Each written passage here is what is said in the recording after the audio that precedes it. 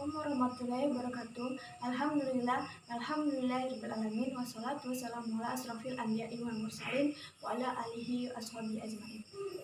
Yang saya hormati Bapak dan Ibu sekalian serta saudara-saudari yang menonton video ini. Saya Cindy Novalia ingin menjelaskan materi tentang i'rab rafa, i'rab jazam dan yang lain-lainnya untuk memenuhi tugas ujian tengah semester pada mata kuliah Qiraatul Kutub. Menurut Imam Zaini Dahlan dalam syarah matan Zurmiyah mengatakan bahwa i'rab adalah perubahan akhir kalimat atau kata sebab berbedanya amil yang masuk pada kalimat tersebut. Pada pengertian i'rab yang dikemukakan oleh Imam Zaini Dahlan tersebut, perubahan i'rab dalam ilmu nahwu ini mencakup perubahan harakat akhir suatu kalimat. I'rab tidak mencakup perubahan yang terjadi pada tengah atau malah di depan kalimat. Perubahan yang terjadinya pada akhir kalimat tidak lain disebabkan oleh adanya amil. Perubahan yang terjadi pada suatu kalimat dapat nampak dengan jelas seperti domah, fathah, dan kasrah. Namun ada juga yang mukadarahnya atas huruf ilah seperti kata Musa. Contohnya yang pertama yaitu ja'a Khalidun, yang artinya Khalid datang. Yang kedua, ra'aitu Khalidan, artinya aku melihat Khalid. Dan yang ketiga, marartu bi Khalidin, aku berpapasan dengan Khalid. Perhatikan lafaz Khalid pada contoh ini. Ketika dimasuki oleh amil yang berbeda-beda, ia mengalami perubahan pada akhir kalimatnya. Yang pertama itu berubah menjadi un, yang kedua berubah jadi an, dan yang terakhir berubah jadi in. Pada contoh pertama, lafaz Khalid di i'rab rafa dengan alamat dhamma, kan? Sebab amil yang memasuki berupa fiil atau kata kerja yang pasti membutuhkan fa'il atau subjek. Pada contoh kedua, pada lafaz Khalid di i'rab nasab dengan alamat fathah, tandanya di atas. Berkedudukan sebagai maf'ul atau objek yang sebab amil yang masuk padanya berupa fi'il muta'addi yang memuat dhamir sebagai fa'ilnya. Dan pada contoh yang ketiga, pada lafaz Khalid di i'rab jar dengan tanda kasrah sebab ia berpengaruh oleh huruf jar ba yang sebelumnya. Yang disebutkan tadi, lafaz Khalid mengalami perubahan akhirnya dengan sangat jelas atau nampak. Berbeda lagi dengan kata Musa. Yang menurut huruf ilah berupa alif pada akhir kalimatnya. Meskipun amil yang memasukinya berbeda-beda, secara zahir ia tidak mengalami perubahan. Contoh pada kata Musa, yang pertama ja'a Musa, yaitu Musa datang. Lafaz Musa pada contoh di atas tidak mengalami perubahan keadaan akhirnya, padahal ia dipengaruhi oleh amil yang berbeda-beda. Perihal tersebut hanyalah secara dahirnya saja. Pada hakikatnya lafaz Musa dalam contoh di sini mengalami perubahan akhir kalimatnya sebagai lafaz Khalid yang tadi, kan?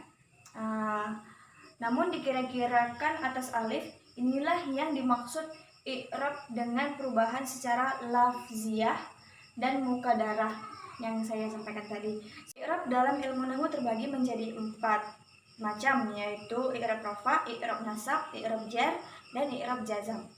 4 macam i'rab ini didasari oleh 4 harakat dalam bahasa Arab. Yang pertama yaitu dhammah, fathah, kasrah, dan sukun. Akan tetapi tidak semua kalimat itu mengalami perubahan pada harakatnya. Ada sebagian kalimat yang harakatnya tetap, namun mengalami perubahan pada hurufnya. Oleh karena itu, dibutuhkan istilah lain untuk 4 macam perubahan ini. Yang pertama, kita akan menjelaskan tentang i'rab rafa. Dalam pengertian secara istilah, i'rab rafa adalah i'rab yang dialamati dengan tanda dhammah. Kalimat yang menduduki i'rab rafa disebut dengan marfu atau yang dirafa'kan, baik itu isim maupun fi'il. Contohnya yaitu Zaidun yaqumu, yang artinya Zaid berdiri. Pada lafaz Zaidah pada contoh di sini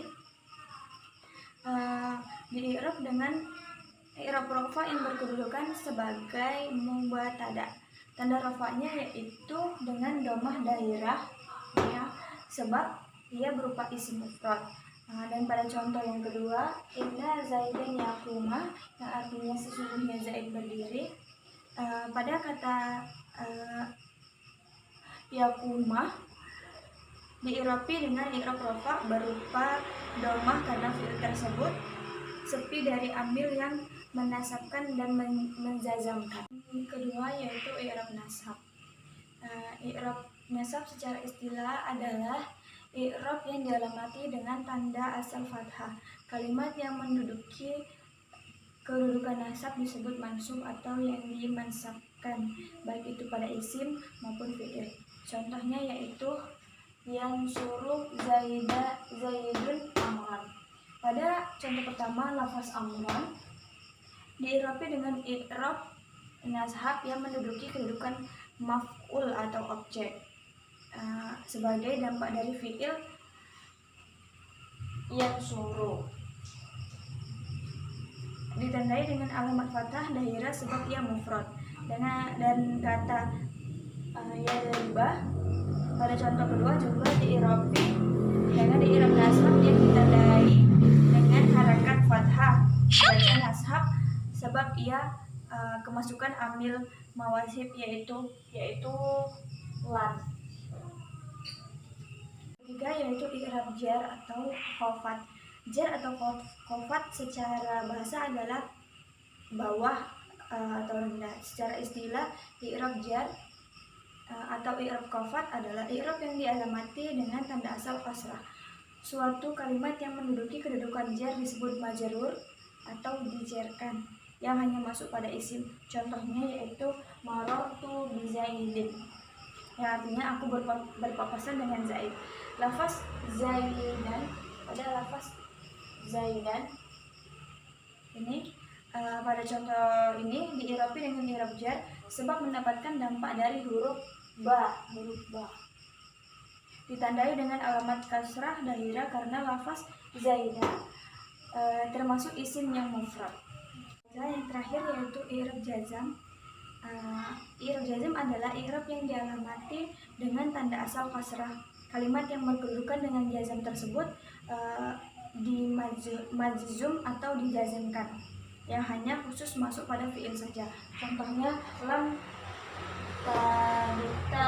tadribu Zaidan, yang artinya janganlah kamu memukul Zaid. Lafaz ia tadrib di atas merupakan fi'il mudhari yang menduduki i'rab jazam berupa harakat sukun kan. Dibaca jazam sebab ia kemasukan salah satu amil jawazim atau amil yang dapat menjazamkan fi'il. Demikian penjelasan materi dari saya. Saya mohon maaf jika ada salah-salah kata. Akhir kata, assalamualaikum warahmatullahi wabarakatuh.